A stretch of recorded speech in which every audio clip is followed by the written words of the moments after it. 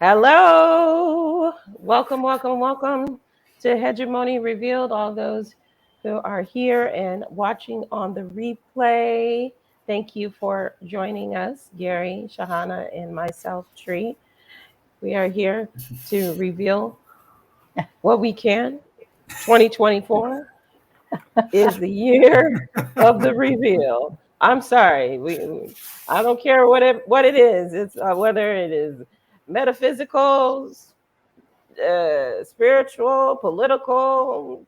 There's just there's no more hiding this crap. Oh yeah. Oh yeah. You just said it. End of show, Sahana. End of it. It's over. It's been said and done and sealed. See you guys later. Oh, Oh my gosh! Wow. the wrapping is so. Oh, The wrapping has been so badly ripped off. it's shocking. It's not shocking. It's exciting and yet terrifying at the same time. It's like dark comedy. It is like Yes. it reminds me of Godot, which was never coming, has suddenly arrived. Yeah, it's an episode of Black Mirror. I never watched Oh yeah, it, but everybody keeps saying it's like this. and it suddenly arrived. It wasn't supposed to. Hmm. Isn't it interesting? Because you've both spoke about this before. Think about the Matrix. Think about Black Mirror. All of these signals put into our consciousness that most people haven't seen. Oh, It's yeah. now like, oh, you's on about real life, right? What is going on? See that it's always a buffering. It's always a they've gotta they gotta seed it in order for the brain, the consciousness not to break. That's what I think. They want us to be pliable and not go into canatonia, because then we can't produce. But I think we're flipping the script on them. I think a lot of people are flipping the script. Oh, yeah. And Mm. and the weirdest part is you have the script, you can see that people are completely seen through the entire fairy, the facade and all the illusions and the propaganda and all of that is revealed. And then Mhm. you have the same people in power, the unipolar hegemonic power, still repeating the same thing, Don't they sound ridiculous? expecting different results because that is a sign of madness. Doing the same thing and expecting different results. But they're still doing the same thing. And they expect people to suddenly unsee what has been seen. I mean, take a Blinken or a Biden or a Sunak or whatever their names are. They just, merge into this one figure for me. The names don't matter really. They could Yeah. just be echoing each other and whatever. The point is, by now, as people with a modicum of brain, hopefully some brain, some gray cells, would have realized that repeating the same thing will not make a difference. So Yeah. change the story.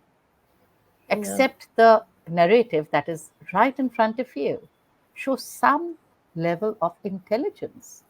I mean, right now they're behaving like dumbstruck zombies, repeat That. stuck on a record player. The old record would get stuck and keep playing the same Yeah. thing. Yeah. Yeah. But can you It's get a narcissistic person or to see the truth, to see themselves? what never ceases to marvel or surprise me. How did all the narcissists of the world get together? I mean, call it a birds of the feather flock together syndrome. Like how? Like how? They're vibrating at the same frequency, Shahana. They have I the same know. aims. They have the same goal. They don't see outside this sphere of fear and control. But you So know what the tragedy is?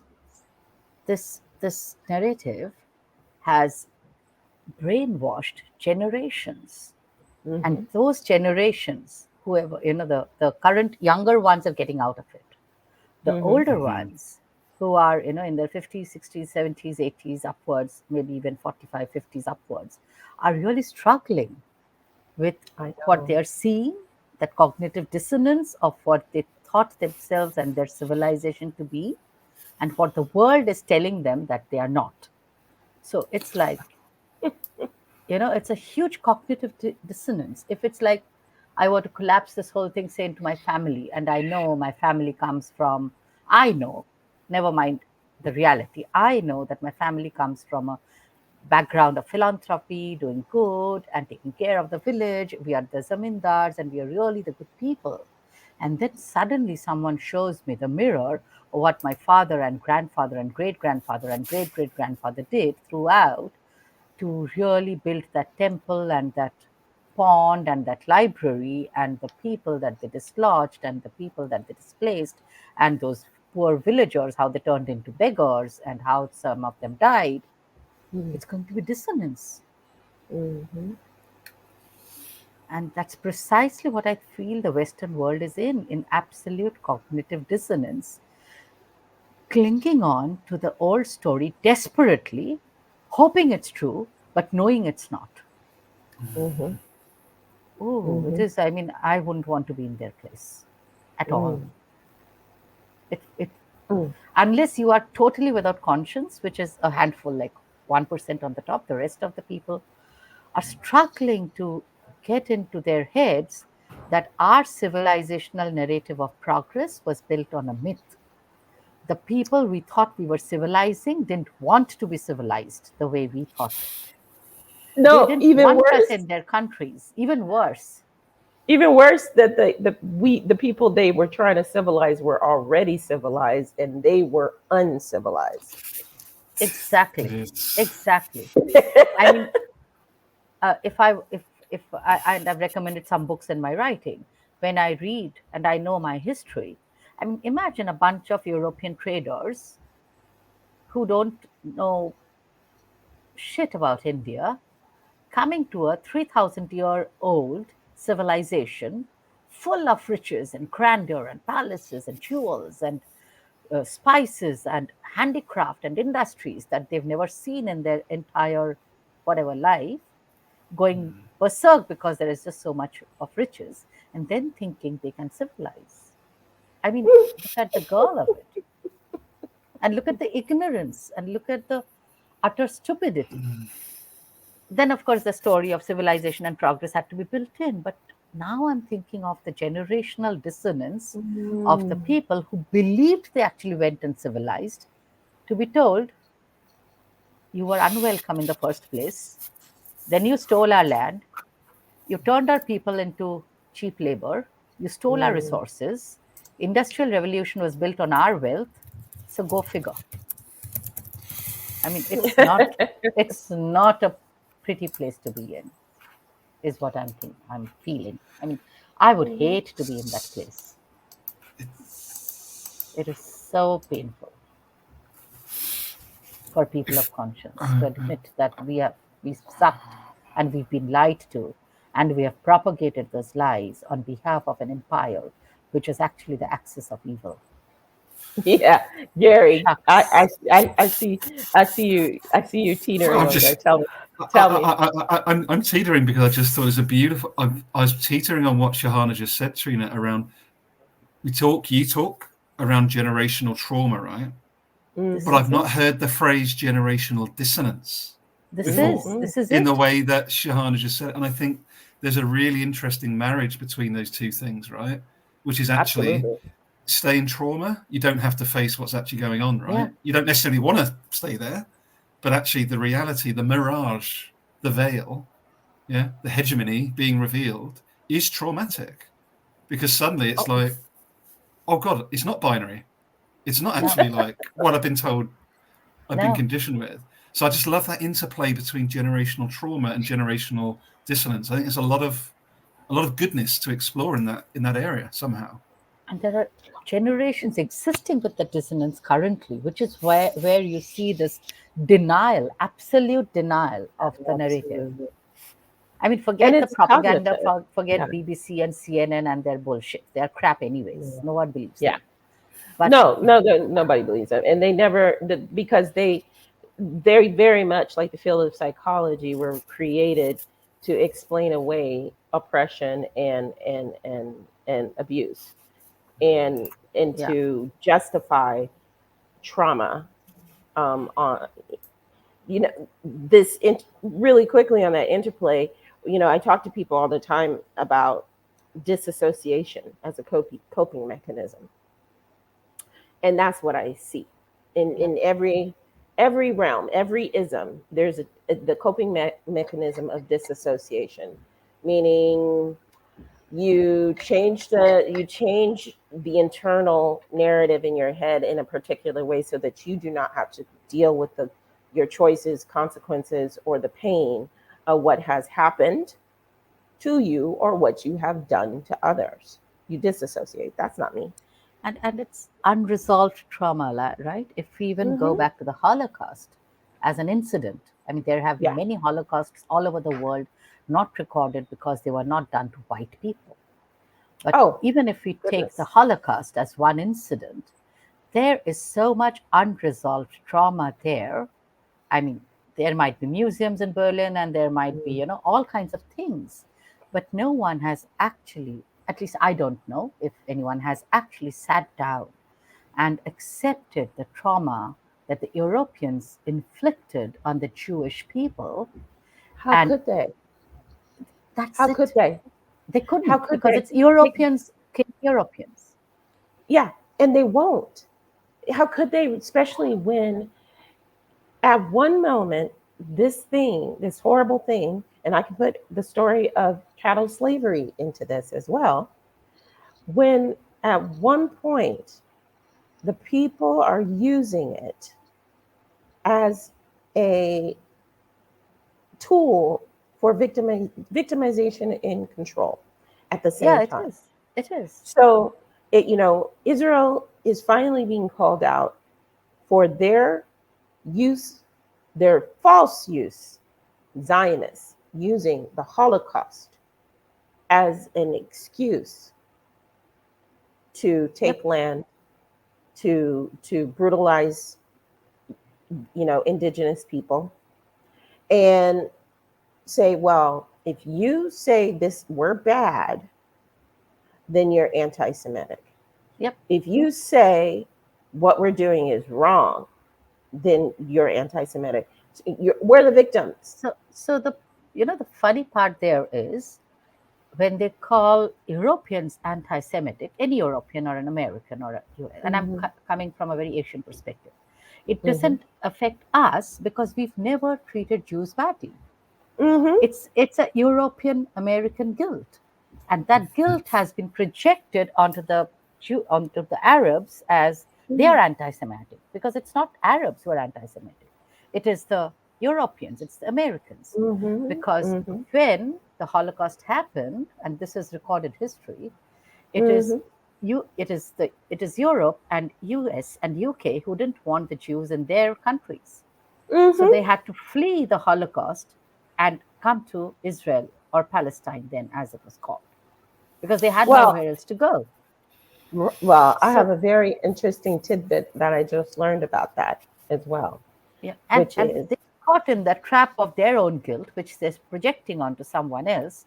This is, hmm absolute Jungian psychology of projection.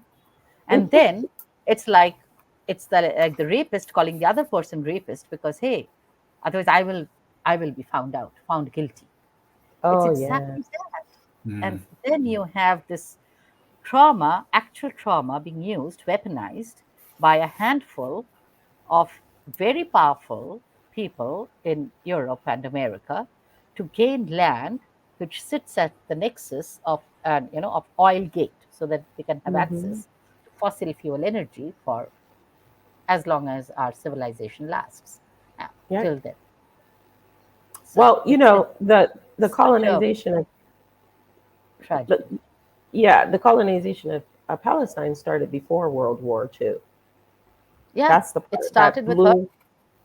It started before that. It started It, right after. Here's what I've found out, which is because I've been on this. I've been going down this rabbit hole of trying to figure out what's the deal.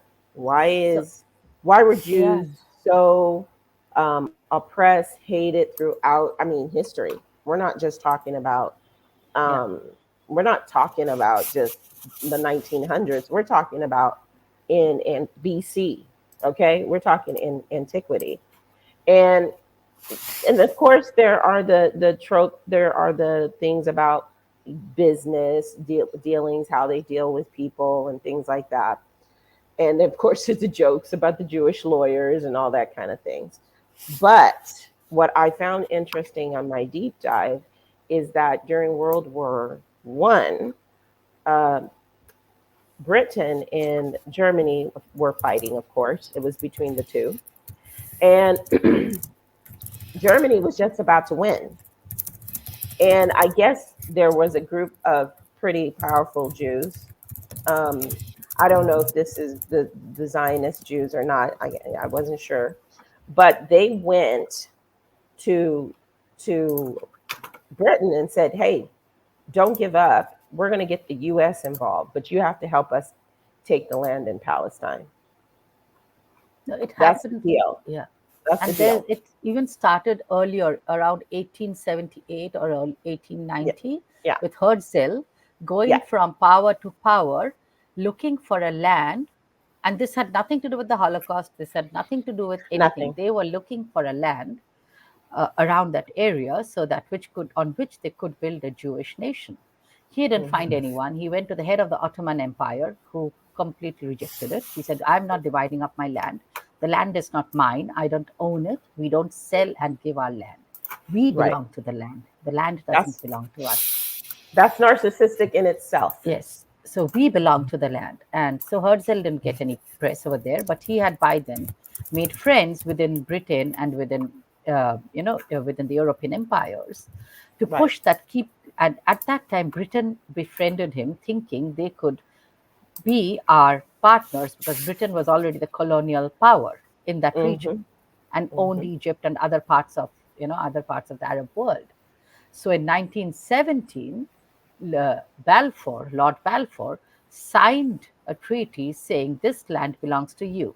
So basically, here comes Britain, a European power, a colonial power, taking brown people's land, giving it to another bunch of white people, land that doesn't belong to you, and saying now you can build your, you know, your Yeah. empire, your Jewish state here. And then 1922 comes League of Nations, merely ignoring that people already exist on that land, people who are Arabs and Palestinians.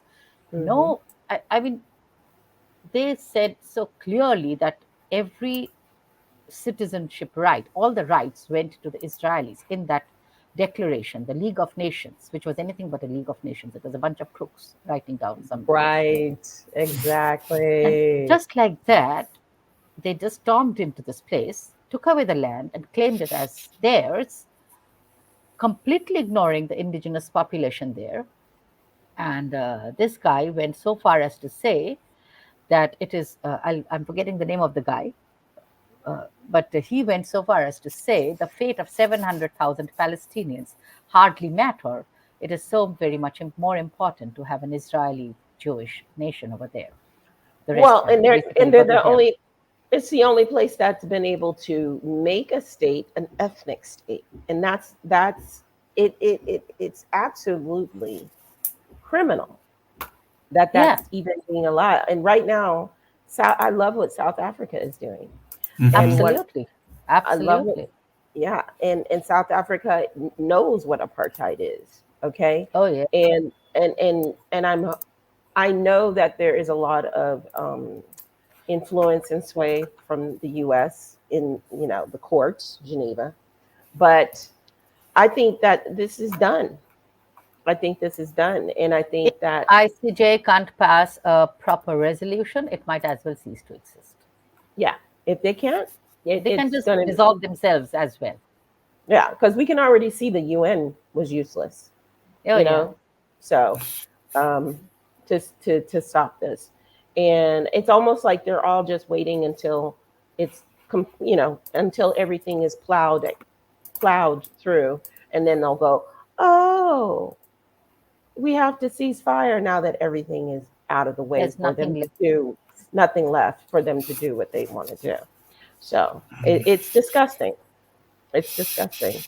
But and it's so important And that we continue as a collective yeah, to speak up, because this could happen to any of us Yeah. at any yeah. time. I mean, if today ICJ, God forbid, passes a resolution in favor of Israel, tomorrow US and their mafia gangs, can storm any country in the world in the global south and say, hey, this land has lots of bauxite, let's take it, grab, it's ours. This Yes. land has a lot of, minerals we need for our green transition, so let's take it. This is such an important point, Johanna. So when I caught up with Lorraine the other day as well, so Lorraine Smith does a lot of Yes, work yes, around, yes, corporate yes, disclosures, the yes, sustainability reporting, Trina, yes, etc.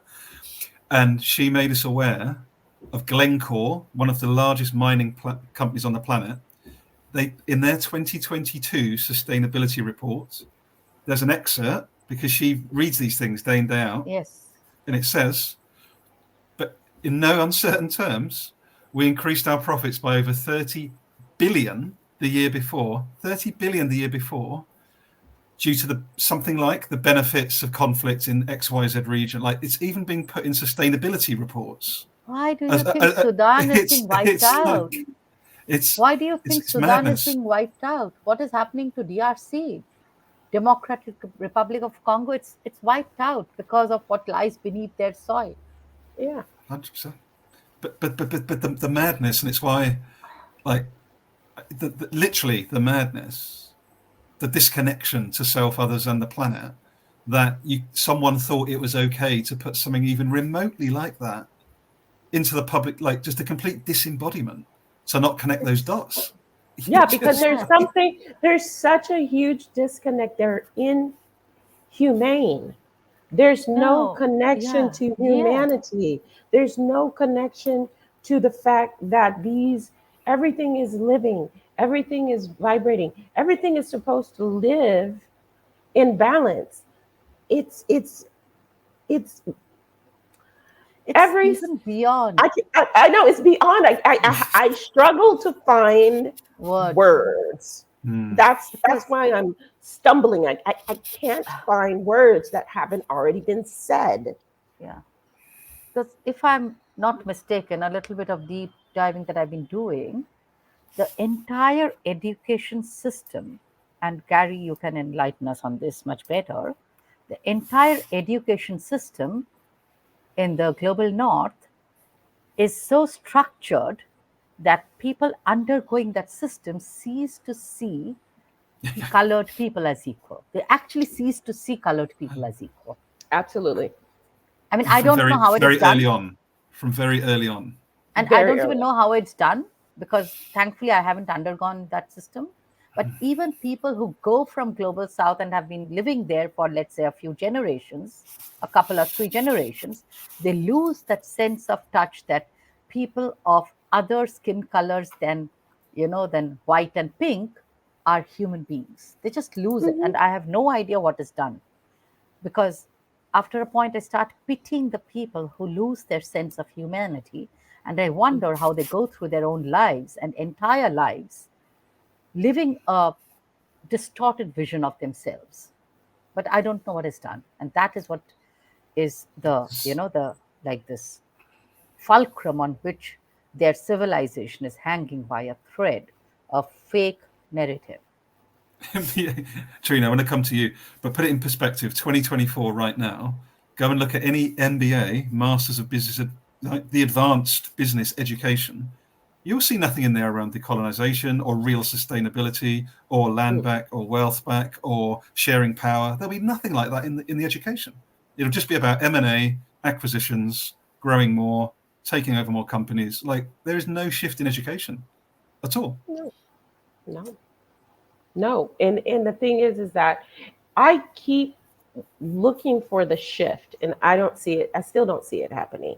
I keep looking for the fact, some people, even what we're doing, even what I do, I'm always so hesitant to be involved to a certain extent because I'm not into the capitalism game. I can't stand it. I really can't. I can't stand that we live in a society, a global structure that all it does is consume, consume, consume. And the only way that you can survive in it is to consume, consume, consume. It makes it so hard to be sustainable, you know? And then once people start like boycotting, the audacity of them to try to pass some type of legislation that says you can't boycott against Israel or any of its entities. The audacity of it to it's to take away our freedom of choice is just it's psychopathic. It's that's the best word I can find for it because it's like the Native Americans always said. They always called the colonialists crazy white men. Yeah. Because they're so devoid of reason and connection. And one of the things I just watched an interview with Alice Walker. She wrote The Color Purple. Yeah. And she said one of the things, and I posted it on LinkedIn because I felt it was so profound. One of the things that white people are so good at is rendering people lifeless. Because at some point, they demand that they are right, even when they're wrong, that they are smarter, even when we know they're not, and this whole system and this whole structure is set up on just these ideas that are completely false. And now people are waking up to the gaslight and people are waking up to the truth that most of everything that we have been learning have been a complete lie. Our textbooks, our concepts around science, our concepts about, the language, English language, all of it is a fallacy, but we're still operating in it. It is so conflictual all the time because I think people are like, I know in the whole being of myself, this is not right. How do I get out of this? And that's what I'm helping people do all the day. Every day, I'm trying to help people align how to be in the madness without going mad.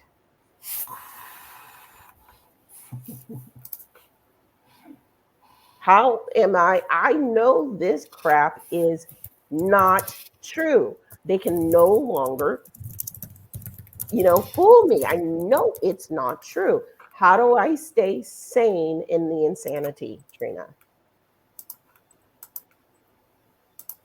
And I just wonder how are children indoctrinated into this thinking of quote unquote supremacy, Oh, and it's from what easy. age Dang. and how? And imagine that kid growing up thinking himself or herself superior for no other reason than because they have a different skin color, and then coming up with reality one day when at whatever age, 16, 17, 18, 20, 25, 22. Imagine that reality and this kid's concocted, the education and the dissonance of that kid about everything, the narrative, the education system, their own society, the civilization, everything that their life is based upon just is shattered if they come up against a reality which says, hey, you know what, you just happen to be of a different color, but calm down. You are no superior to me. There's So something so how is much this deeper. indoctrination happening? That is what really, because I don't know the system. I don't know how people get this from literally from womb to grave. How is it done? That you produce generations of people thinking themselves superior to others on this planet. Gary, I would love for you to chime in that because I know how Mm-hmm. it is from a Black American perspective, but being a white American male, how do you remember growing up and having that sense Mm. that you were already privileged? But you know what I mean? Yeah, yeah, 100%. And I think it's a really, really great question, both. And it's not as overt, and this is how supremacy culture works, right? Mhm. Is ultimately, I never felt like I didn't know I was privileged because I wasn't told. I didn't have context. I didn't know what it's like to understand a black, brown, disabled, someone else from a different part of the world's perspective, right? Because all I was taught from very young was about Robinson Crusoe and slave trade and the occasional very, very, very whitewashed version of history.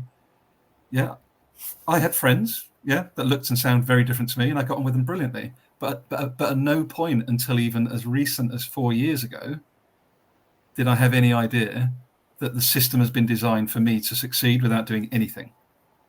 Mm. Mm, And that's as recent as 4 years ago, honestly. mm, So everything about the systems through education, through work, through government, through politics, it's all designed for people that look and sound like me not to question anything, because that's how the system stays in power. Is because if the folks that look and sound like me don't say anything, it mm, maintains the status quo. But Yeah. it's not as. But the weird thing is, it's not as malicious from a generational point of view.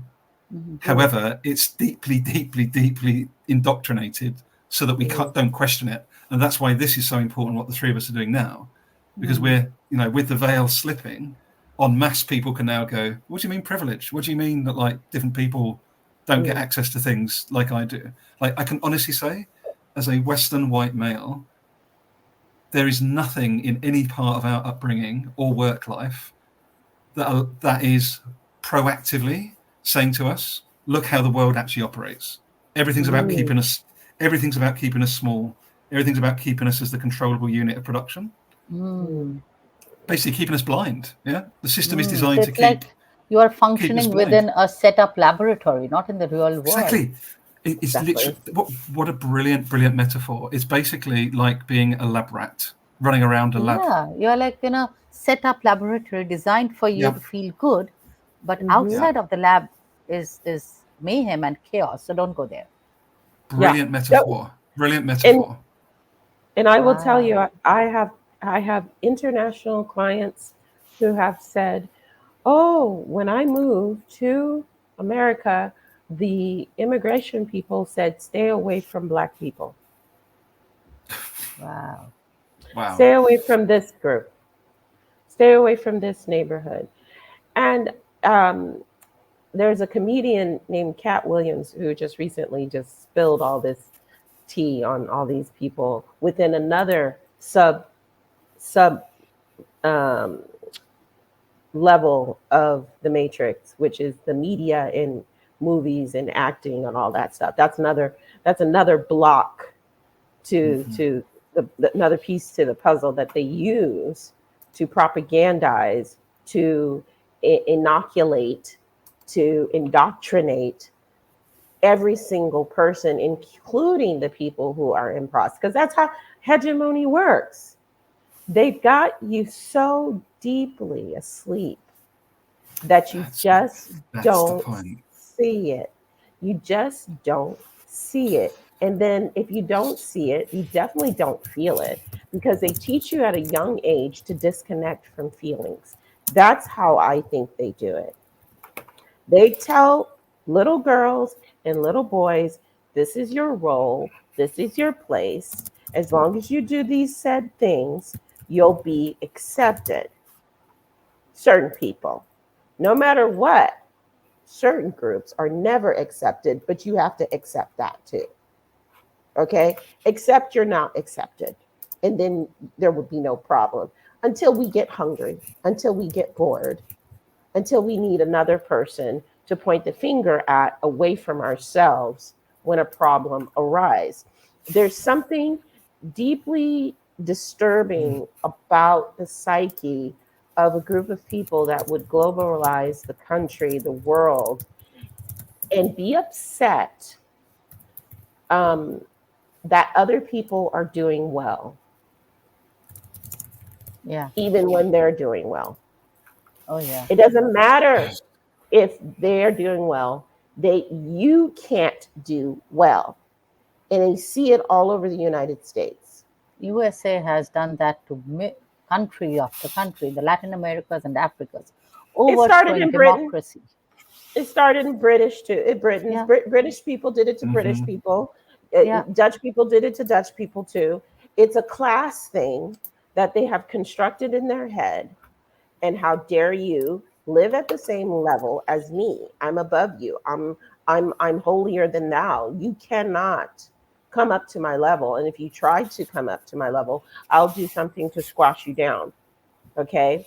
This is what has been operating for thousands of years. I'm not even going to say hundreds of years, thousands of years. And it's deeply embedded in the psyche that, how can you imagine what it was like?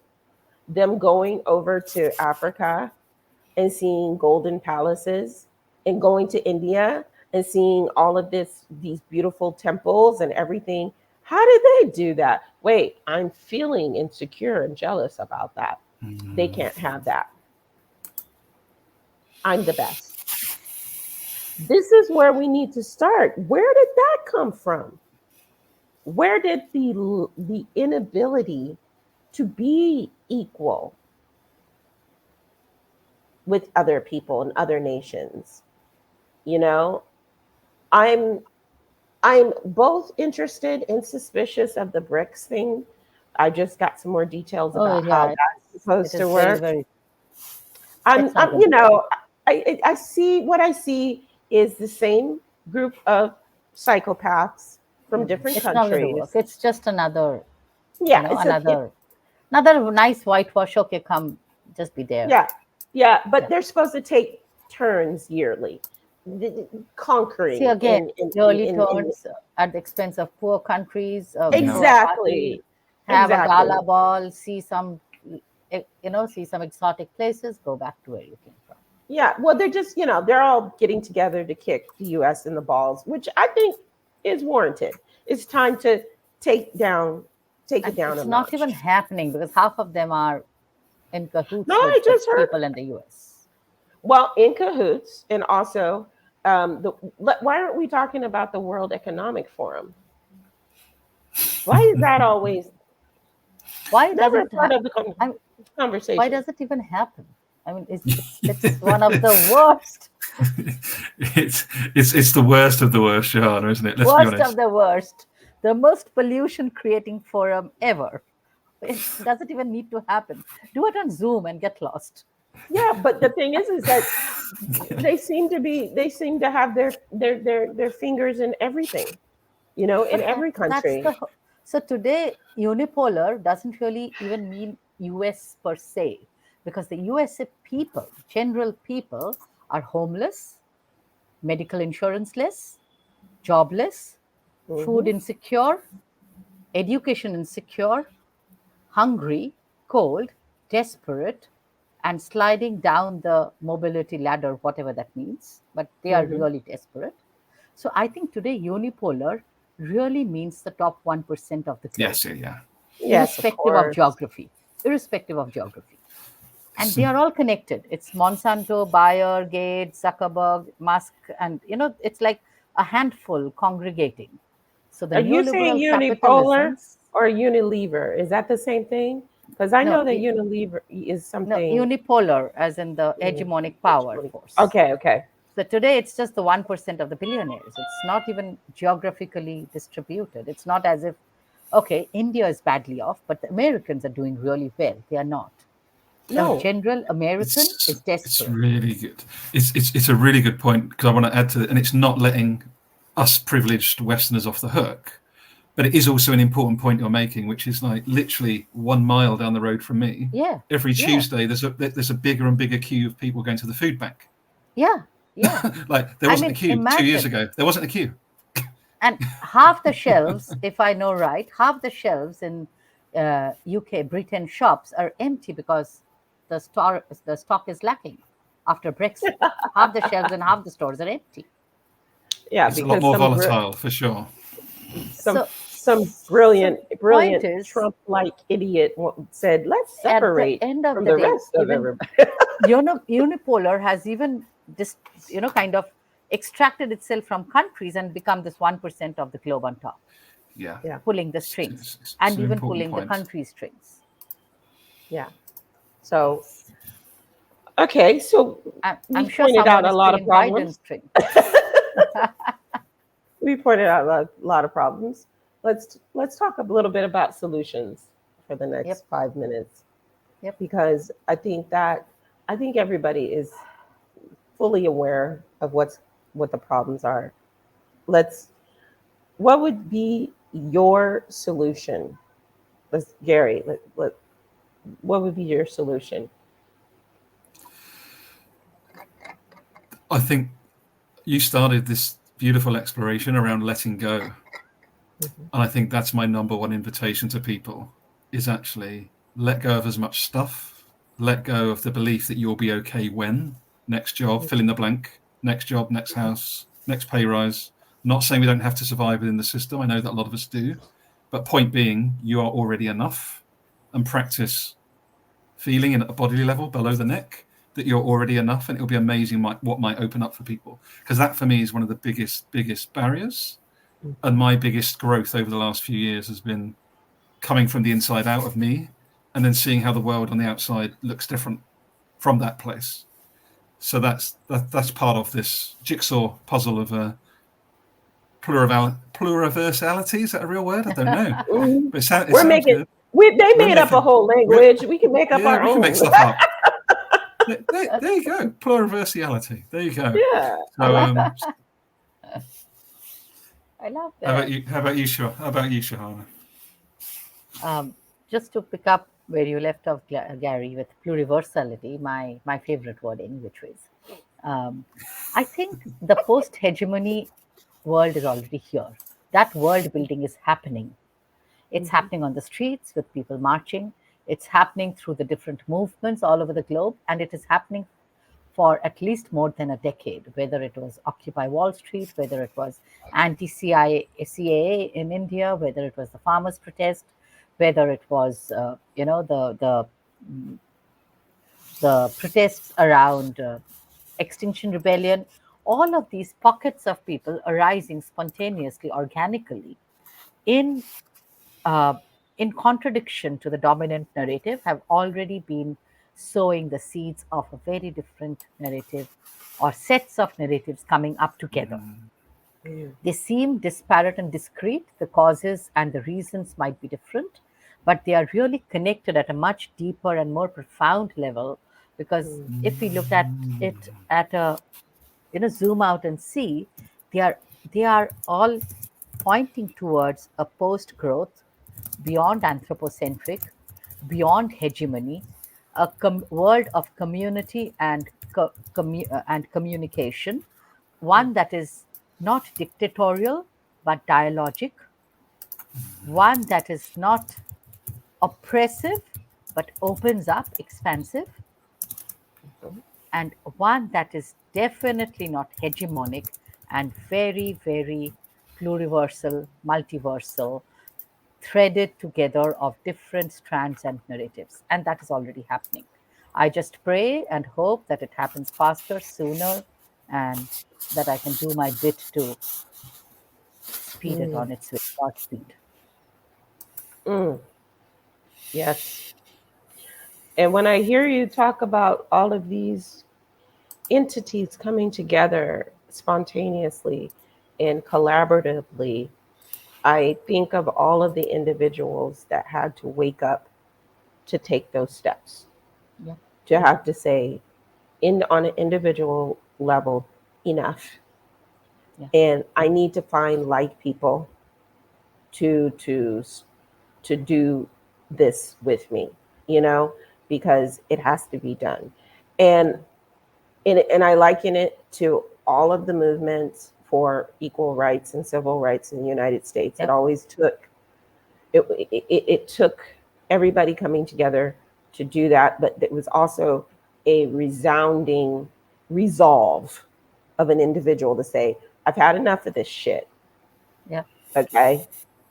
I've had enough, because not because of my own personal special interest, but because of the collective need. We're not going to get better.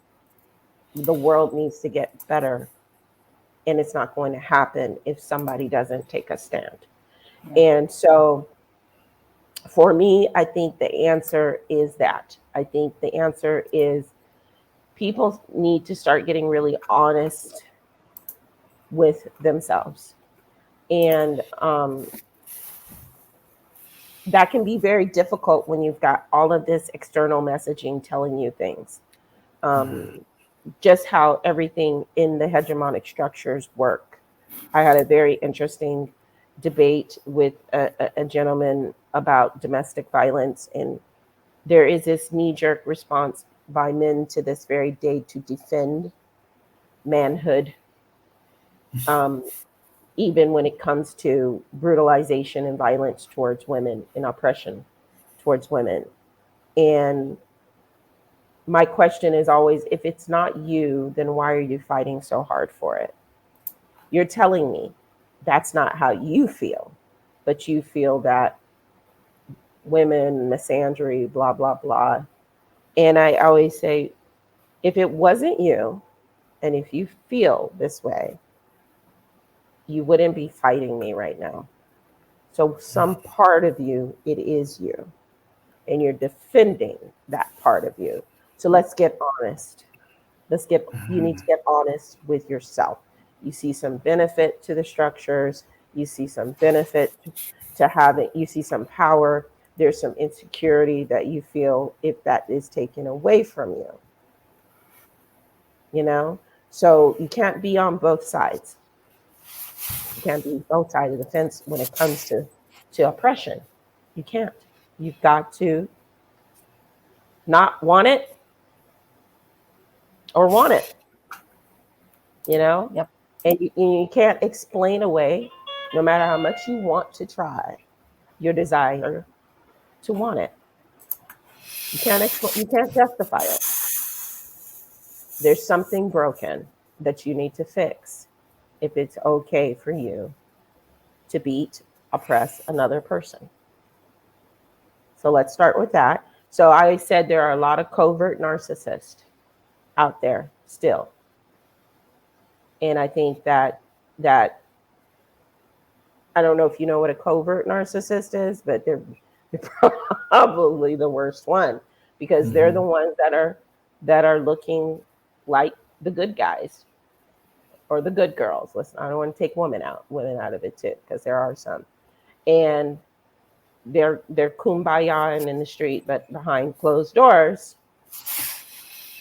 they're doing exactly the opposite of that and have zero awareness of themselves. So I think that the only answer is for people to get deeply self-aware.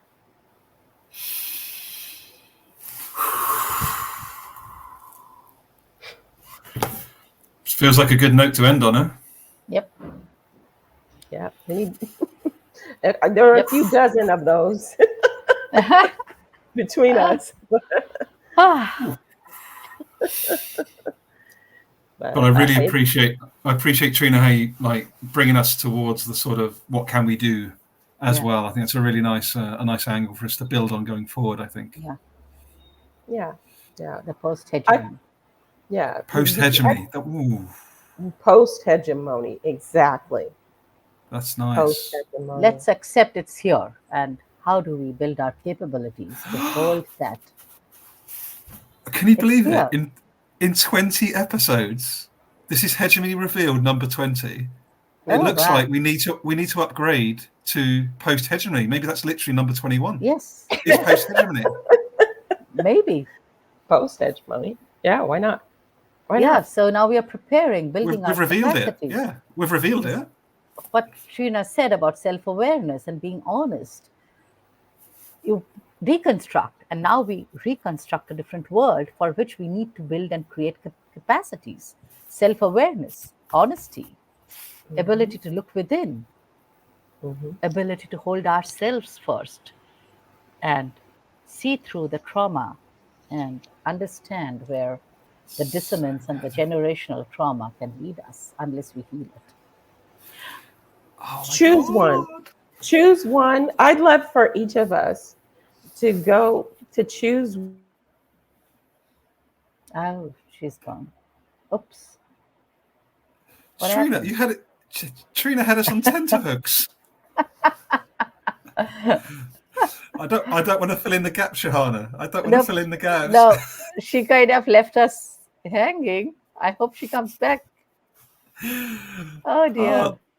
Let's keep. I'm guessing. I don't know if Trina's gone for another call, but I'm guessing it was going to be. Let's all think of a post. Oh, She's coming? yes. I'm back. I'm back. Yeah. Sorry. I was Okay, we were going into to second guess. no, no. Hegemony. No, okay, so choose one area that we're the most passionate about. I know that mine is going to be mental health.